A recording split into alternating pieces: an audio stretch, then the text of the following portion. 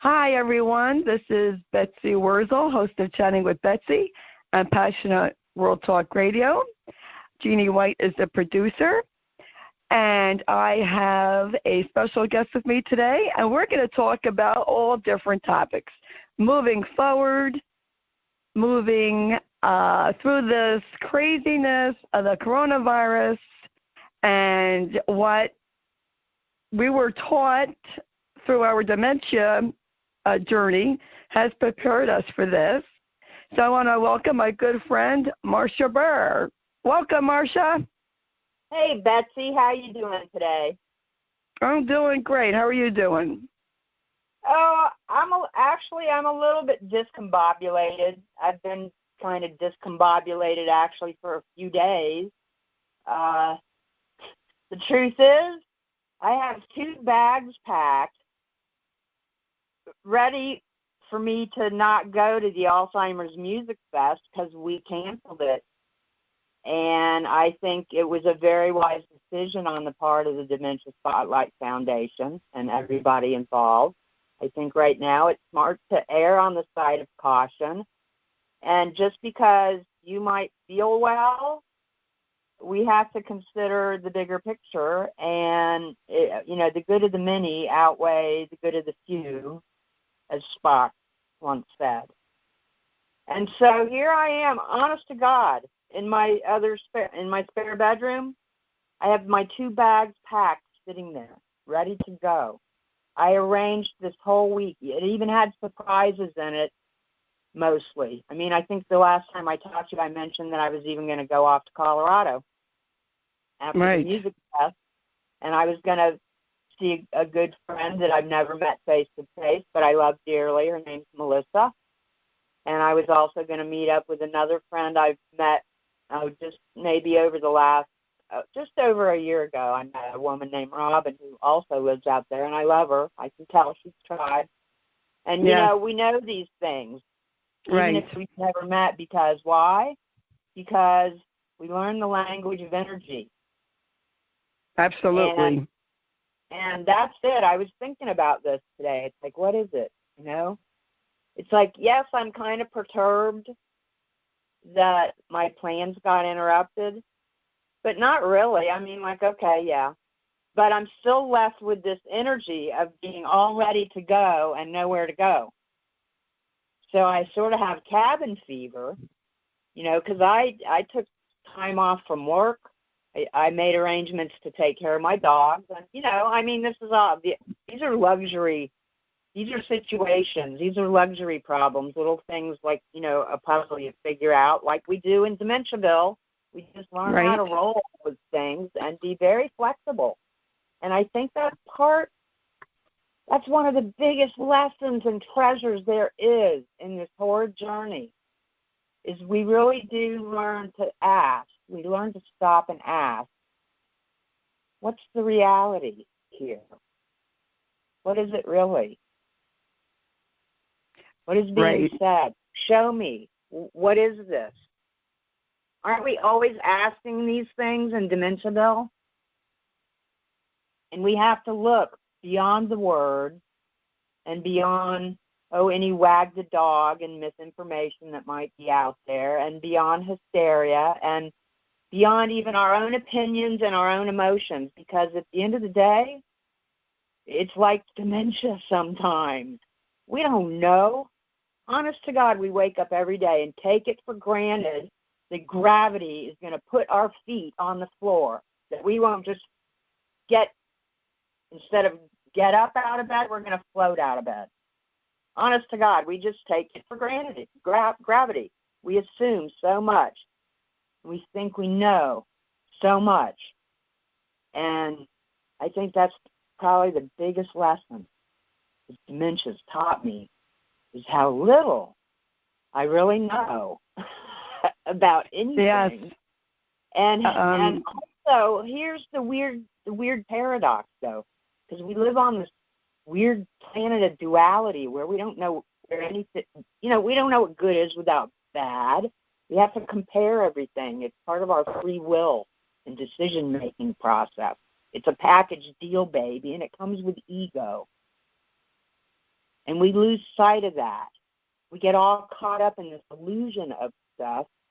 And I think that's, that's part of the sad commentary of the world right now, this panic and this just really abrupt unkindness, like total disconnect, like not even willing to have your heart even be approached, like it's dead. And I'm telling you, I was headed to that very place in my own life because of alcohol. And that's another story. And it's a big piece of my story, but it's not my reality anymore. How are things in Florida, where you are? Well, I live in Williston, okay? There's less than 3,000 people here. And the truth is, I haven't really even hardly been outside the past 2 days. I've been home. I packed. I was ready to put my bags in the car. They were at the front door. And then I got the message. And I haven't even really bothered to go out since then. I'm just laying low. And it's so funny because I really want to go. I have cabin fever. I'm like ready to go. Like I want to go visit Michelle and I want to go see Teresa and Meredith. And, I was going to see Melissa and Robin. And so I have this let's go energy. But I've also learned in dementia that, let's not be impetuous here with our energy. Just because I'm feeling that doesn't necessarily mean that it's the best or smartest thing for me to do. Let's look at the whole reality of things and just calm down a minute. I've learned, too, that when I don't know, like just pause a minute, just stop and ask. I swear the universe answers us. Just pause and ask. If I don't know, it's like, well, I try to do the next right thing. And if I don't know what the next right thing is, then I just try to do the next thing right. We keep going, and we don't have to get sucked into it. And even though I've learned how to detach a lot from the ruckus of all of it, and maybe tone down the energy or something. I don't know. There's like a cushion around it. I'm a duck bubble. It doesn't mean I don't feel it and that I don't care and that I don't get it. The truth is, the same thing that taught me all of that also opened my heart so big. I feel things really deep. Things hurt me, hurt my feelings. I get mad. I get sad. That's actually, I'm actually more tuned into that now. But I don't have to let it own me because it's not all of me. It's little pieces. I'm just a piece of wire. Stuff flows through me. Right. That's all. I've learned. It's part of life. We have to. Right. I've learned to validate. I've learned to validate my feelings. Acknowledge it. Okay, I'm sad right now. Okay, I'm disappointed or I'm angry, and acknowledge it and let it go. I have learned that through my course of dementia, Ville. And here in New Jersey, there's mass hysteria. I live in a very populated area. I mean, New Jersey is very heavily populated. Last Sunday, I went to my grocery store. It was supplies. I go yesterday. It's empty. And it's just people need to calm down. There's one thing I did learn, and I learned it from you, Marcia, is our energy affects others. So when you're anxious as a caregiver, your person's going to be anxious. And then this media is just breeding negative energy, making people hysterical, and people who aren't. It's contagious, just like the virus. Yes, contagious, that's what I kind of have to laugh about it. And me having cabin fever has sort of brought out my perverse humor. But I'm like, good grief, people, get a grip on yourselves, will you? I mean, you're fighting over toilet paper. Good Lord. I'm sure you have a washcloth at home. I bet you still have running water, an AC. and a roof over your head and food in the fridge even. Yes. Like, calm down, folks. But then I have to tell myself, too, it's that same energy that I'm kind of feeling, like almost a little perturbed is a very good word. Perturbed. I'm perturbed. And that energy also speaks. So I have to tell myself, all right, I'm picking up on this energy too, let it go. Just go hug your teddy bear. Go pet your dog. Go think about something that puts a big, huge smile on your face and makes you laugh. So, I mean, I've been kind of making stupid memes and jokes about, like I figured out how to go to the store if I have to. I haven't yet ventured out. Kind of being lazy about it. I'm not scared. It's just kind of like, I don't like to go shopping anyway, Betsy. Like, I got what I need. I'll go when I must. Yeah, I go once a week. There's no must right now. But I'm thinking, if you want to go to the grocery store and you really don't, you want to avoid this stuff, I mean, please don't go do this. But, there's yellow rain suits that people have. I have one somewhere, and they have with the yellow hat and their pants and a jacket. They're yellow. You ever seen those? They sort of look like fireman suits. Yeah. I'm thinking, okay, man, where's my rain suit? I should just go to the store in that with a couple of cans of Lysol in your hand, and a mask on. I swear to you, people will stay away from you, especially if you carry in a clear bag that says specimen on it. And then the last few people fighting over a roll of toilet paper, you just walk cautiously up to them with the bag in front of you and your spray can and spray them. And they're going to look at you like you're nuts, and then they're going to get scared because they're already scared and not thinking. And they're going to drop it, and then you pick up the toilet paper and put it in your bag and then go check out. I said people in New Jersey will be mugging people for toilet paper and paper towels soon. No, listen, it happened in Miami after Hurricane Andrew. I'm serious. I was stuck there. They wouldn't even let me drive down to a job that I had in the Keys. I had to drive to Fort Lauderdale, get permission in writing from the company, and then they let me drive through. And boy, what a drive that was. Do I have photos from that? My word. Boats in the middle of US 1.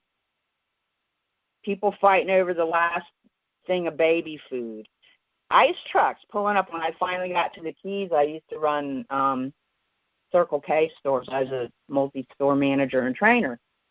And the first store we come to in the Keys, the ice truck's there, and we pull in. And the guys can't even unload the ice. They're selling it off the back of the truck, and one guy's got a 45 in his hand. I mean, please, people, a little grace, a little calmness really go a long way in life. A little humor and laughter, they really, make things so much easier. It's like the lubricant that you put in your automobile. Makes it run smoothly. The engine won't freeze, Right. I was a little disappointed because I just started going to my bereavement group, and they canceled it. I wanted to go to a widowers dance. That's canceled for a couple of months. Josh is out of work for a week or two. Schools are closing, and some restaurants are just doing takeout. Yeah. And it is really a mass pandemonium here in New Jersey. That's part of why I haven't even ventured outside in my little small town. And I don't get it. There's no crazy noise. It's like a calm day. I walk out. It's beautiful outside. There's, it's like any other day in Williston. But I haven't ventured to the grocery store because I don't need to. So why should I go? And, people ask yourself that. Do you really need to go? Yeah. And where do they put all this stuff? If they're buying every roll, every case of anything off the shelves, where do they put it all? That's what I'd like to know. And why do you need 5 cases of toilet paper or paper towels? Now where I live in the store I go to, they're limiting people to 2 cases of water and, paper towels. And that's it's a shame that we have to make rules like that, but it's because somehow our culture has lost this kind of just simple awareness of how we're all connected. We're all in this together, so let's just, float on and make help it each other out as quiet as possible. It's going to pass, but I don't know when. I'm not paranoid. I worked in an ER. So, yeah, I'm prudent, I'm reasonable. Really, I would love to run out of my house right now with my packed bags and go drive somewhere and visit people. But I'm not. I'm staying home. I'm practicing what I'm preaching here. Well, Josh and I went to the mall yesterday for a little while, and it was empty. It was pretty empty. And I said, well, Josh, it's one good thing. We don't have to fight the crowds. And we went to a little restaurant there, Johnny Rockets. It's usually there's a line, and it was empty. I mean, the shame of it is people are losing business. That's some things that people are doing now, too, because a lot of local businesses are getting really hurt by this. I mean, it really is putting a big stink into our economy. Things are like stopping. It's like stop the clock. And so some people I know are buying gift cards from their favorite little restaurants, gift certificates. So the restaurant's still getting, business, and then you just come back later when people have, kind of mellowed out and this TP fever, which is an offshoot of coronavirus, has passed, and we know what exactly is happening with the coronavirus. Because the truth is, we're past the containment point now here in the United States, and it's really up to us, each individual, to just use some common sense, wash your hands, don't cough on people, be polite, and, stay home. Right. Stay home. And if you're sick, stay home. Mhm.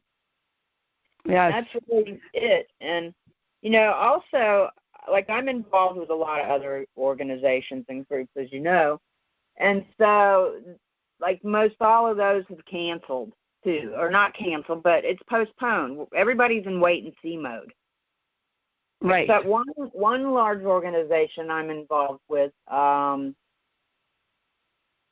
has this big, huge thing coming up soon, or in June. I think it's in June. No, July 4th. Yeah, in Detroit, and it's huge. I'm talking 65,000 people. Huge. Wow. And there's no talk that I've heard yet, really, that they're canceling this thing. And, it's too early for them to tell yet either. But meanwhile, everybody else is talking and blah, blah, blah about it. And I've decided I'm not going. I don't know what's happening then. And by the time we do know, it's going to be too late. And I have all these other things that are being rescheduled that are probably going to be happening anyway. And anyway, it's 3.5 months away. What do I know if I'm even going to wake up tomorrow? That's right. Do I have what I need right now? Yes. Okay, life is good. It's pretty simple. Things get real simple. That's another new difference for me. Yes. I used to complicate a glass of water. Don't ask me how. Yes. We learn to live in the moment, Marcia. We learn to be flexible. We learn to pick our battles and just to really go with the flow. And that was really hard for me in learning that in Matt's journey, but I did learn it in my own time, that you just had to be flexible. Okay, they don't want to take a shower at that moment, then you wait. Right. And then you're asking, so why? What is this? What is happening? You're looking. It makes us, being a dementia caregiver, makes a person become very, very observant if they're doing it. Any good dementia caregiver I know is very observant. Yes, and I noticed It took me a few years to notice this. I guess I'm a slow learner. That when I was anxious, Matt became more anxious. Right. And I learned, his energy gets fed off of my energy. And our loved ones don't want us to be a ball of mass hysteria. They need calmness. They need kindness. They need love. Yes. And, in the middle of the journey with Gaydonna and I have lived here. We lived here in Williston since 1998. Gaydonna, I think, moved in 1998. And it was just the two of us. And then in the middle of the dementia journey, my sister moves in. And that took a big adjustment. And then there were things that I needed to explain to my sister because she didn't quite get it all yet. And these are things that I'm not going to sit right in front of Gaydonna and talk about her in front of her. But what I needed to talk about needed to be said with my sister. And so, I had to even tell her, look, text me. Don't bring it up. and it was difficult because even then, like things then were left unsaid a lot. And the energy in this house got tense. It did. And even without the words, we always have an energy about us. And I think that's another thing that caregiving really tuned me into was I became much more aware of my own energy. I had to. And I even agree. though I learned to be very flexible, at the very same time, I learned how to also create boundaries, healthy boundaries that were needed. And I'm learning how to say no with kindness. Everybody can say no, and everybody doesn't have to be everything to everything else. It's not how it works anyway. So we're allowed to say no. And we're even allowed to say no and not even have a reason why, because it's ours. We own it. We have free will. And so it takes a process because I think a lot of times we feel like we have to always explain ourselves. And yes, it's nice because it lends to communication and understanding and perhaps awareness and growth. It's all part of it. But the truth is, you can't make somebody understand something that they can't see in the first place. Like my blind half-aunt lived with us when I was a teenager. And something that always sticks out in my head, she said, was, so what color are lemons? Blue? It's like, if you don't see, how would you ever know what blue was anyway? Or yellow, or whatever. We're not aware until we're aware. That's very, very true. I learned a lot about myself in my journey with Matt, cruising through Dementiaville.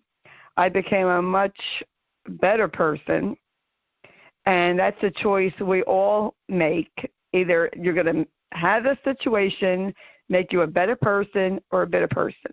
Mm-hmm. Same thing with this hysteria. Are you going to let it rule you, or are you going to get the control over it and say, you know what, I'm going to be calm and do what I have to do and just chill out? Well, yeah, I pretty much, what I decided? It's like today I had this other interaction. I was telling you about this big organization that is still planning this huge event. So I was in there and made a comment that I'm not going. And so this guy comes along behind me and says, good, you have a spare room? And I said, no. He goes, so you weren't going anyway. And that kind of pissed me off. And I'm kind of feeling itchy today anyway. And so I said, I have friends that I was going to stay with. So I thought I'd let them know. He's like, well, so why do you have to say it here? And it's like in this thread that everybody's talking about that. So I'm like, hello? But I didn't say that. I said I knew that they would get the message in here because I can't always get in touch with them. And so then he sort of backed down. I said, have a nice day. Hope you find a room. He goes, I have 3 rooms. So that really pissed me off with all this other crap going on in the world. And he was like being snippy and rude to me in this conversation online. You know, that energy comes through. It really does. So I said, so then why are you asking me about a room in the first place? Are you hoarding them like TP? And that was the end of the conversation. He shut up. He said, touche, whatever. But, I mean, you know, really, people, I mean, all I said was I'm not going. Why all this other crap that, I mean, really, at the end of the day, does it matter? I'm just, you know. So I backed out of that whole conversation, but it just got me laughing. And people are really on edge. And then I even thinking about my own response back to him, I didn't have to come back and say, then why are you even asking me about a room? Are you hoarding them? Because I was just feeding it with that same kind of energy. That's the lesson here. I mean, you know, I've learned so much, but at the end of the day and at the end of every day, I go, you know what? There's some days I don't even see what's right in front of my face. I need my true friend that'll tell me the truth, tell me what's real, shift my head maybe, and then I go, oh, dole, Homer Simpson epiphany. Or, you know, sometimes they're slow dawning, but I'm always learning, and it kind of keeps me humble. And by nature, really, I'm not that much of I never used to be a humble person. I was always like, I know, I'm confident. This is how I feel about it. But I've really been much more malleable because of dementia. Doesn't mean you're going to walk over me, but I'll go with the flow with most things. I mean, we have to in life. We all live here on this one little planet. I feel for the people who can't visit their loved ones. I do too. My heart breaks. And, you know, we both know a lot of people who are in that very boat. And how distressing and worrying for both of the care partners. And then the medical staff is there. And listen, medical staff are heroes, most of them. They're on the front line. They're stepping up, suiting up, gloving up, showing up when everybody else is running away into hysteria, fighting over toilet paper. They're not getting tested. They're helping patients. And the whole system's overwhelmed right now, and people just need to take a breath, think about something they like, something more. Go do something nice for somebody. Give somebody a phone call. Say hello to them online. Go paint a picture. Go listen to some music. Go cook something you haven't eaten in a while if you got it in your house. Go play with your puppy dogs. There's plenty of things to do. And, you know, we'll all get past this. Life changes. It changes every day.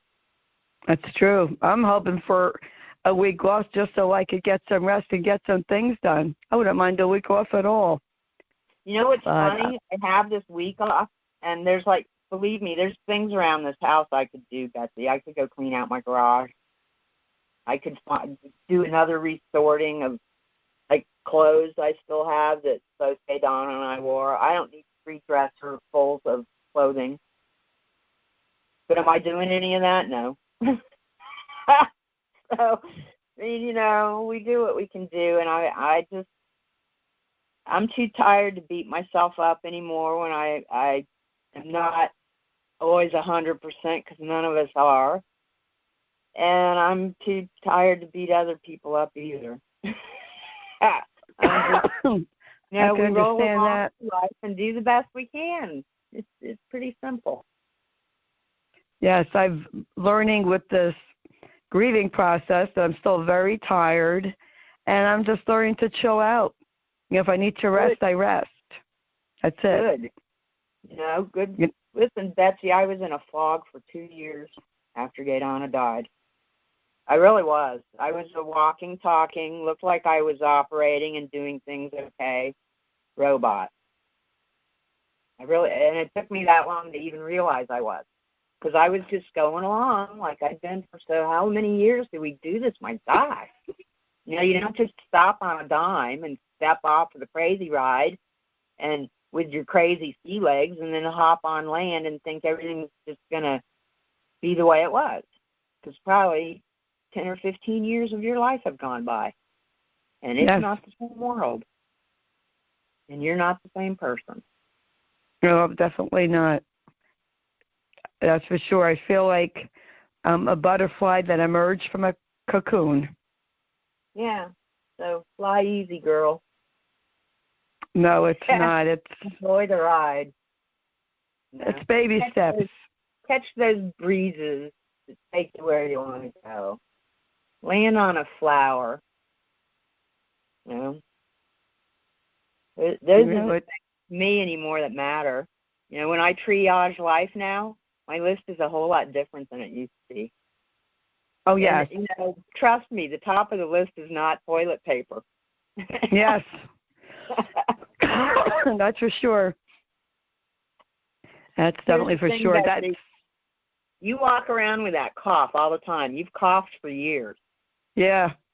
And, all right, so I'm home now with all this energy all ready to go and nowhere to go, and I'm not going anywhere. But at the same time, Florida is thick with this cute yellow-green pine pollen everywhere. It's covering my new car, which is copper-colored, so it looks horrendous.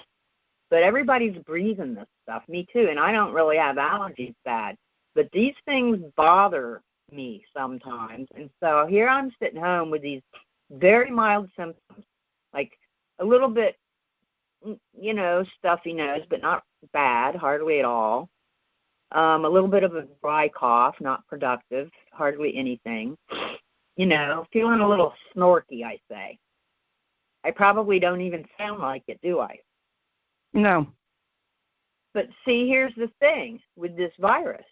Those are the very same symptoms, very mild symptoms, just like what pine pollen allergies can present as. So even though I probably only have allergies and I'm not freaking out, running to my doctor going, save my life, I have COVID-19, I'm erring on the side of caution. That's why I can't say it enough times, people. Stay home and chill out. That's Enjoy right. your home for a while. This thing will blow over, but the sooner we all stay home and do this, the sooner it will go away. That's right. And there's so much that people could do at home, catch up on things and reach out to people and see how their neighbors are doing. When I cough, and I've had this cough for years, people in stores give me dirty looks, and I feel like yelling out, I'm not sick. I am not sick. But I am at risk due to my age, because people are 60 and older, and I am 62, and my immune system is a little under the weather because I'm exhausted from caregiving. Long caregiving journey. Yeah. Yeah. And I'm at risk too. I'm my age. I work outside on a farm. I doubt there's coronavirus on the farm where I work, so I'll still be going to work. But I have a week off. So I will probably take the hint from the universe and take the week off is what I think is what I'm being shown, even though part of me still wants to go take off somewhere. I'm just going to have a staycation. I tell the children at school, I love you all. I know you love me, but please don't hug me. Right. Because I don't, I don't want to take the chance. And the kids like to hug each other. And in my time when I work, I put the kibosh on that. And one parent got insulted. She goes, "Oh, no hugging?" And I said, "No." I said, because they could be carriers, and then they could carry it home. And I don't want the virus myself. So, yeah, I'm going to be a little selfish in that way. I'm going to protect myself. But here's the thing. It's not really selfish. It's selfish when people think, I'm okay, I'm fine, I can go out and do things. And they're not thinking about everybody else who maybe isn't okay. And maybe they don't even have COVID. Maybe they just have a cold.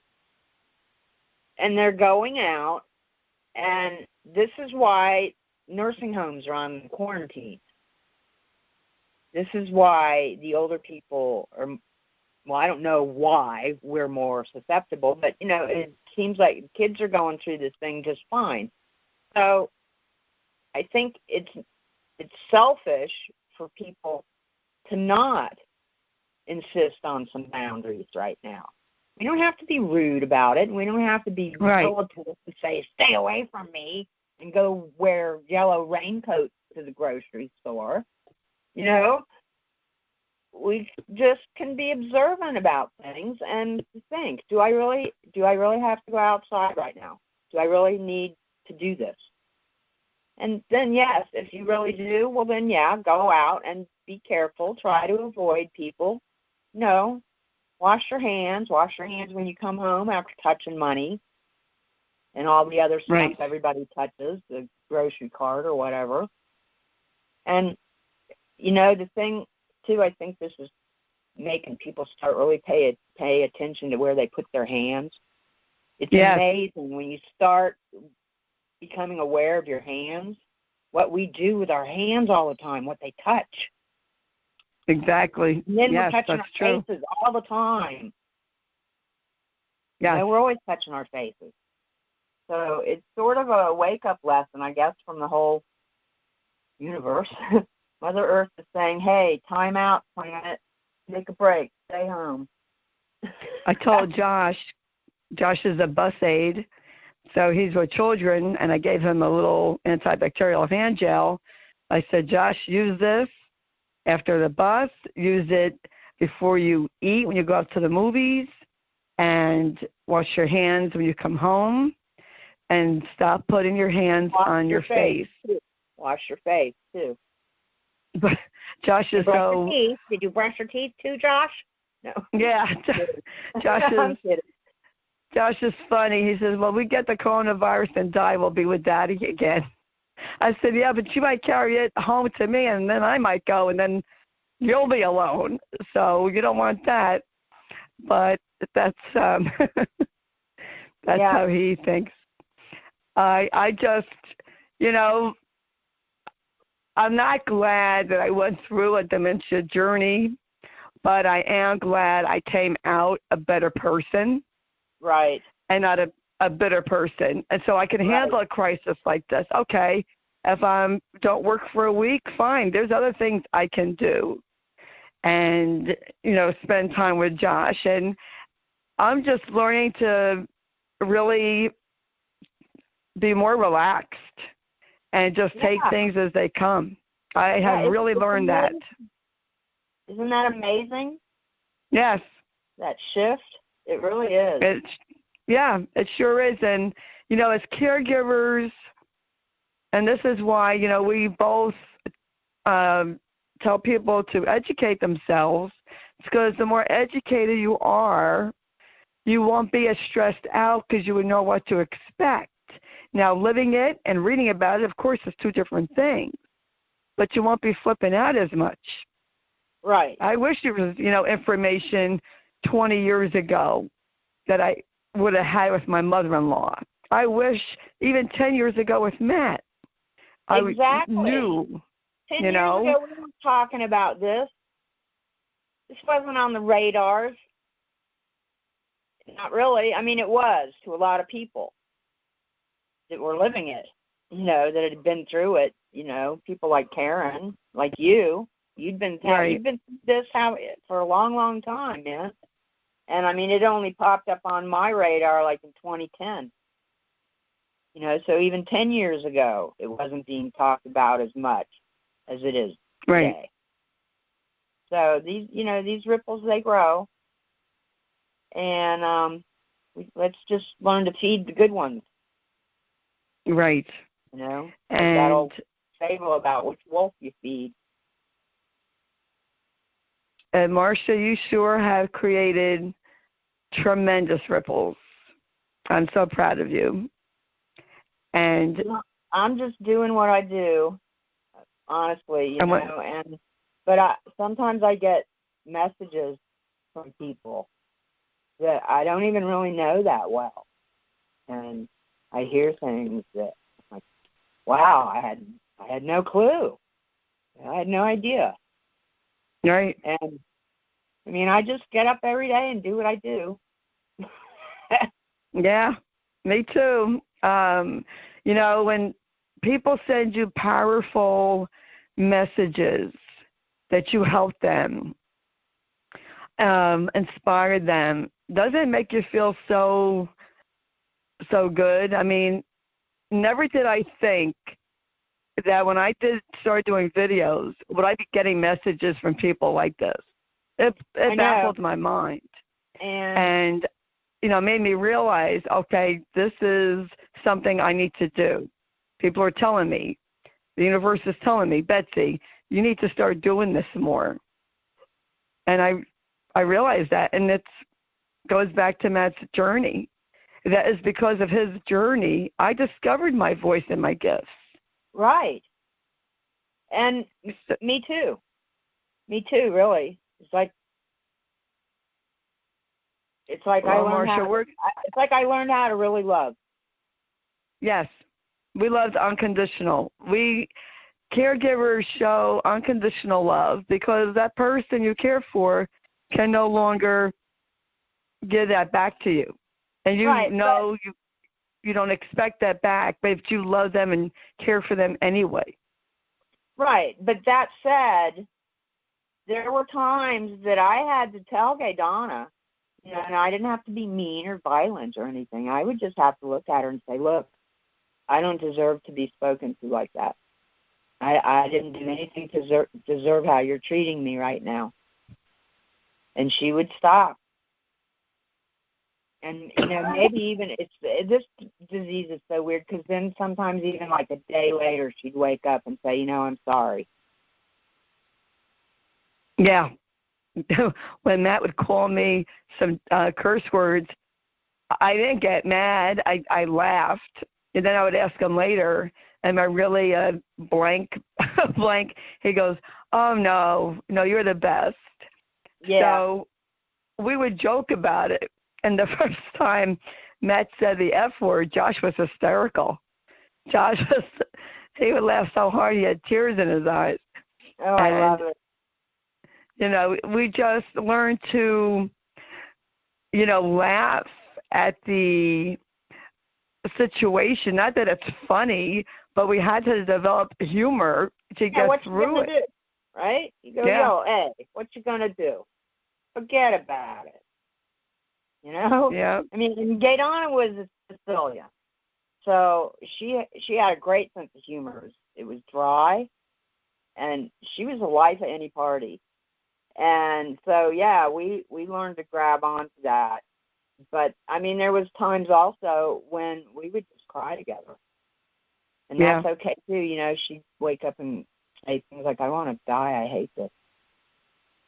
And, I mean, what do you say to that? This is the person you love, and it breaks your heart. And it's okay to cry too. It's about being real.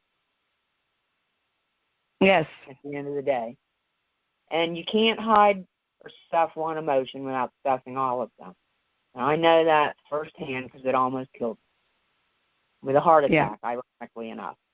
I was so worried about my heart and feeling things I didn't want to feel. Yes. And I almost had a nervous breakdown because I thought I had to be a super strong woman and suck everything up and suppress my feelings. And it will come back and bite you right in your butt. Yeah, you can't because it's part of who we are. So we have to acknowledge, the whole package deal, and then sit down like an adult and go, okay, what can I do with this package to make it the best thing it can be for what's happening right now? We learn to become quite creative. That's for sure.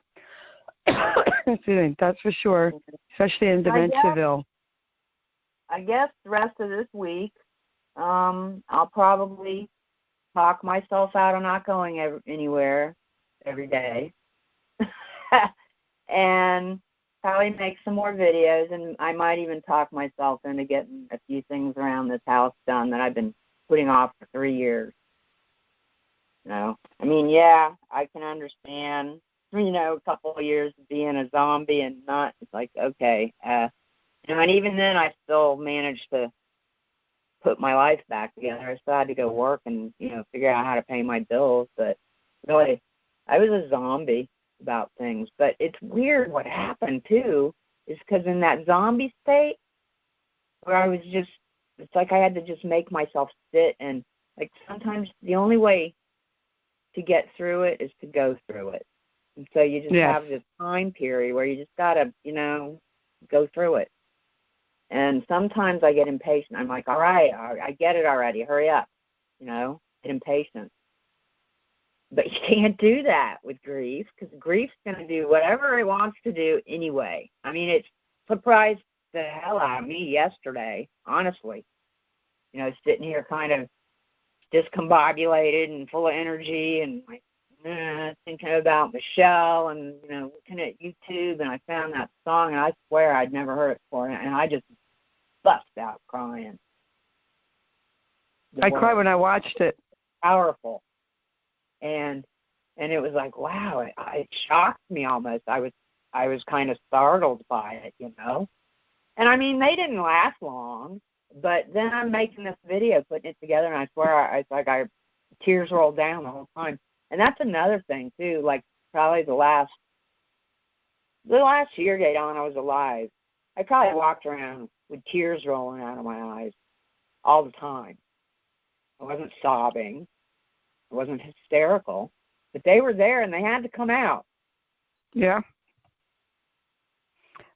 As I cried plenty with Matt's last, in 10 years, but definitely the last year of his life, and definitely the last month of watching him just go down so quickly in suffering. It was traumatic for me and Josh. The last month is really hard.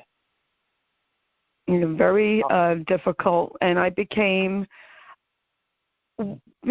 before Josh, I would just let people walk all over me. I had to learn to stick up for Josh and speak for him. Then dementia comes along with my mother-in-law, my dad, and Matt, and then I had to learn to speak up on their behalf. And when I didn't have a good hospice experience, I turned that negative into a positive. I was proactive. And I'm proud of myself for that, because I learned to stand up. And that's one thing that dementia taught me, more than having a child with special needs. Isn't it amazing, Betsy, that all of our life experiences, like I sit amazed some days and I go, wow, everything I've done in my life has led me to this point today that I'm able to do this next thing. It's like, who'd have thunk that I would need these all weird, various, and sundry tools in my toolkit, but here they are. And I think that's true. I think that's true for each and every one of us who are, I guess the good word for it might be seekers. Those that are like looking to figure out what is this, And we all have a different toolkit that we develop in our lives. And caregiving journey really taught me to find tools in the most unusual places and to make tools from things you never thought would ever be a tool, or not, at least not for that. Very true. We become very resourceful and creative.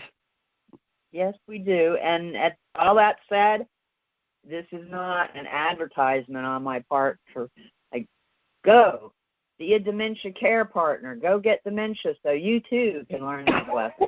No, I'm not saying that. It's the hardest thing I've ever done in my life. But as a result of that, this is what has now come of it and is still continuing. Yes. Well, Marcia, you know what? We'll have to have another show on the aftermath of caregiving. What a journey that is, huh?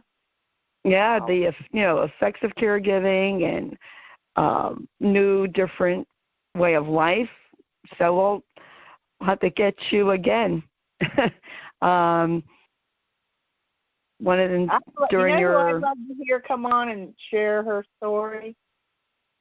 VJ. Who's that? VJ. Oh, VJ. She won't come on. I've asked her many times.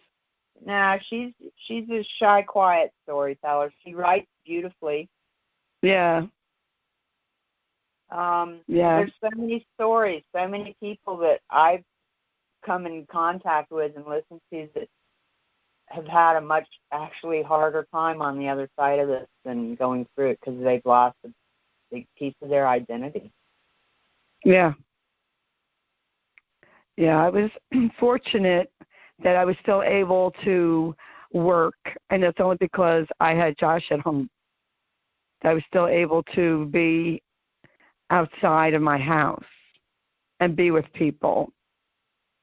But I will say that self-care is of utmost importance to make it through this journey with your health intact as well as it can be. That's for sure. But I'm going to have to end the show, Marcia, because time is up. But thank you for coming on. And I want to tell people, go on Marcia Burr's YouTube channel and see her beautiful videos. They're very heart-touching and very heartfelt. And thank you for doing those videos, Marcia, because they just bring awareness. And you really have to have a heart of stone not to feel anything when you watch these beautiful videos, because they are very heart-touching. When you make them, too. I mean, there really is a piece of me in everyone. But it's something I have to do, so I'll do them. Thank you. And I couldn't do them without all the care partners that let me use photographs that are telling me stories. So really, these videos that I make, okay, I'm just the conduit. It's your videos, it's your stories being shared with these photos. So thank you for that. Thank you for speaking up. You're welcome. And if anyone wants to get in touch with Marcia, they could go on your page. Yep, it's public. Right? Yep. Yes. Marcia Burr. The picture of Rosie the Riveter, I changed her to purple now, but it says we can be it instead of we can do it. That's me. Right. And people can follow me on my page, my personal page, Betsy Wurzel, Wurzel, and also anyone who has any family member with any type of dementia, or you want to learn about dementia, be inspired, please join our hashtag Kick Alzheimer's Ass movement group on Facebook. This is Betsy Wurzel, host of Chatting with Betsy and Passion World Talk Radio. Please share this broadcast, and please read the blog and share that. And thank you to Jeanne White for writing beautiful blogs. We love you, Jeanne, and thank you to Lillian Caldwell for having Passion World Talk Radio, which gives people an opportunity to talk. Be a light, shine bright, and just, as I tell the kids, chillax. See you next time, or you'll hear from me next time. Bye-bye.